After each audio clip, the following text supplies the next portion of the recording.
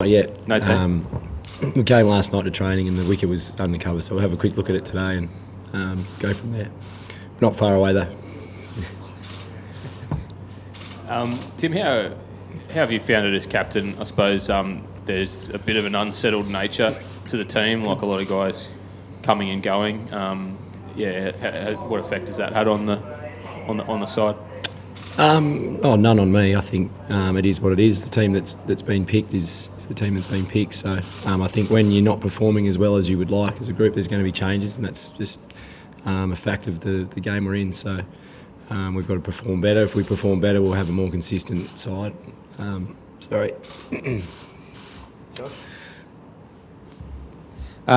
New vice captains, Tim, you run us through the selection process and what you think those guys will bring to the team? Yeah, I've said a few times where we're trying to get to a point in our team where everyone's a leader, and this is another great opportunity out of some bad luck this time for Josh and his back to give some other guys some leadership experience. And Travis has obviously captained South Australia and the Adelaide Strikers for a few years and done really well. And Pat Cummins is someone who's clearly seen as a really strong leader within our group. So, just another opportunity to get some time and some guys in those roles. And but as we've said before, that it's just a title, and we expect everyone in this group to be developing their leadership, and everyone in the side's got a role to play in that space. Do you want Jeremy to sign for you? Oh. Yeah. Can you tell us about the blokes who've come into the team? Like about them around the group. I suppose Will Pekowski's interesting, 20-year-old kid. Yeah, really exciting to have a number of young guys in this group. Will, in particular, I haven't spent a lot of time with until last year, but he's a really calm, composed kid. He's a young man, but certainly a really impressive person. Really confident, but quietly confident, well-spoken, well-mannered, and just a really good character. So we're really excited to have him in and around this group. And Curtis Patterson's another one. He's very similar. They're all Jai Richardson, Matt Renshaw. Again, they're quietly spoken, but they've got this real self-belief about them, and they've all come in and worked really hard this week and have fitted into our group really well. And as I said, all four of those guys are the type of character and the type of people we want around this group. As well as being excellent cricketers. And do you have to go out of your way to introduce them to everybody, take them out to dinner or something like that? No, not as yet. I challenged Will last night. He's been talking up his FIFA, so as a former FIFA king myself, I thought I'd go down and test him out and see what the youth of today were like, but he dusted me pretty quickly, so tonight I'll be staying in my room, I think.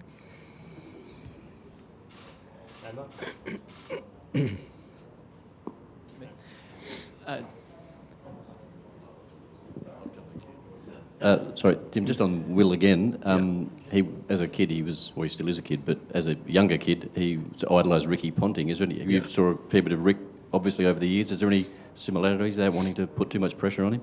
Well, they can both bat. I don't think there's any doubt about that. But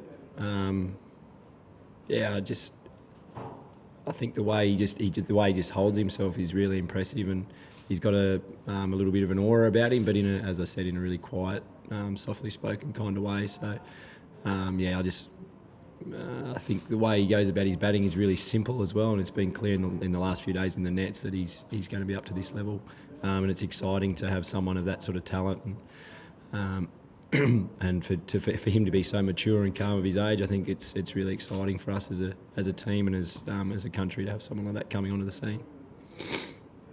It's been a while. Tim, you obviously had a couple of debutants in your first tests, also in the UAE. Is that a concern to you at all? You'd be happy having up to 3 debutants and I guess 2 debutants in your top 6 if that's the way I guess you go today? Yeah, if that's the way we go, that's how it is. I think we'll be picking who we think the best combination is to win this test, and if there's 3 guys that haven't played a test match so far, that's the way it is. And if they do, as I said, I've got real confidence in those guys if they were to play, not just on their cricket, but I think all the guys, all the young guys that are potentially making their debut this test will handle the occasion really well. Travis has come in as a vice captain, and it sort of shows him as a leader in that batting lineup. they didn't score a century against India. Is there a bit on him and Usman to step up and score runs in this series? No, I think that responsibility is on all of us. So, yeah, I suppose there is on those two. But it's no different to anyone else in our batting lineup. We know that to win Test cricket, we've got to score more hundreds. And, again, whether Travis is vice-captain or not is irrelevant. He's a top 6 batsman playing Test cricket for Australia. He knows he has to score hundreds. So does Usman. So does Marcus Harris. So do I. It's what we do. When you say the squad isn't far away, is it potential to be named tonight, or will you wait until tomorrow now? Yeah, I think we'll name it potentially tonight. We'll certainly pick it today, finalise it today, and I don't know. You have to ask Jez. And are you okay? You sound a bit under the weather. Yeah, no, I'm fine. My throat's actually not even sore. I just woke up this morning. I can hardly talk. So I think maybe a few of the boys have snuck something into one of my drinks to quiet me down a little bit. I'm not sure, but it's quite strange. Tim, the transition between red ball, white ball, now pink ball, how have the players sort of managed to get their head around that? I just think it's something that the modern day players become really used to. You're swapping between formats all the time. And now the pink ball's just another thing that you have to deal with. But at the end of the day, it's just a cricket ball coming down at you. And we've had this week training with it, and I'm sure we've had 4 of our batsmen have played a game last week, so preparation's as good as it can possibly be. And you've just got to go out and get on with it. Really, it's exciting. I think guys are actually growing. The pink ball's growing on batsmen, and certainly the fans love it, and it's a good game to be involved in. Tim, from the outside looking in, it seems as though Khawaja is probably an obvious leadership candidate. Was it? Yeah. Obviously, Head got the nod. Was that a matter of credentials? Was there a reluctance from Usman at all? Or?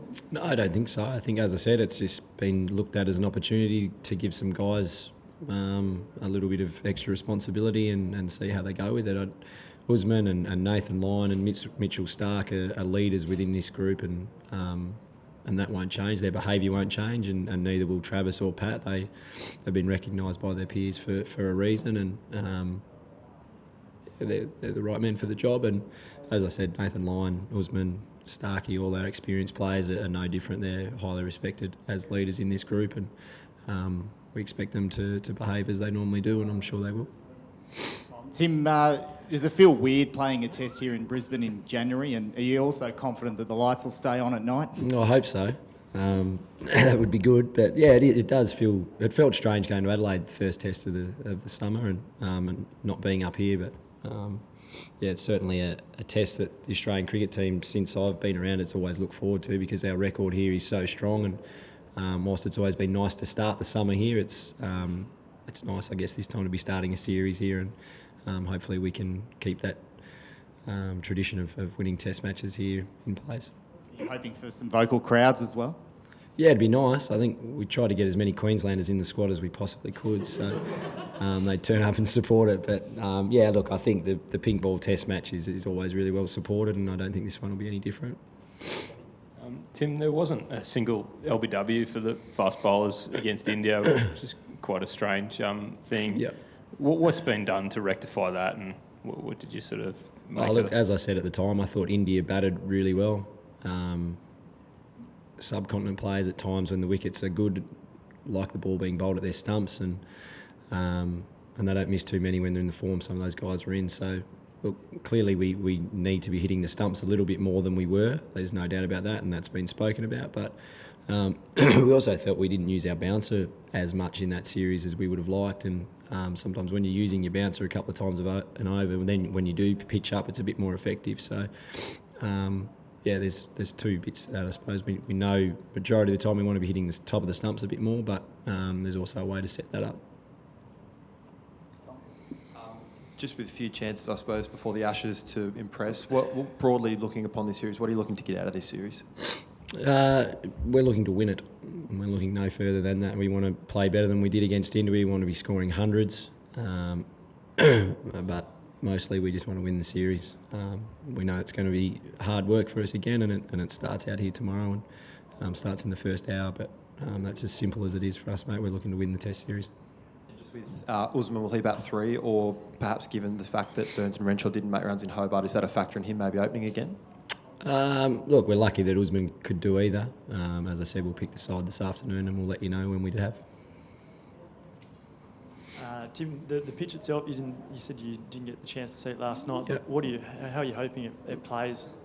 I'm hoping it's nice and fast. I'm hoping it's a usual sort of gabba wicket. I had a look at it just then. Actually, it looks like it's got a little bit of grass underneath it. So hopefully there's plenty of bounce, and it's good to watch.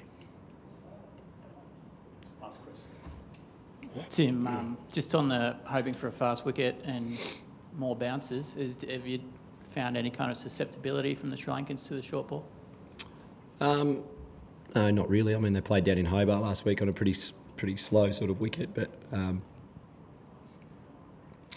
I actually spoke about it in our team meeting yesterday. I thought the way the CA11 played against them last week was a great blueprint for us to follow. They were really disciplined with the ball, and Curtis Patterson, obviously, and then Jake Dorr and a few other guys batted for long periods of time. And cricket can be a pretty simple game in terms of planning, and it's purely going to be us having to go out and execute. But I think the blueprint for how we beat Sri Lanka we've been shown last week, so we're really lucky. And a number of those guys are in our side, so we've spoken about it, and we think we've got some areas we can attack.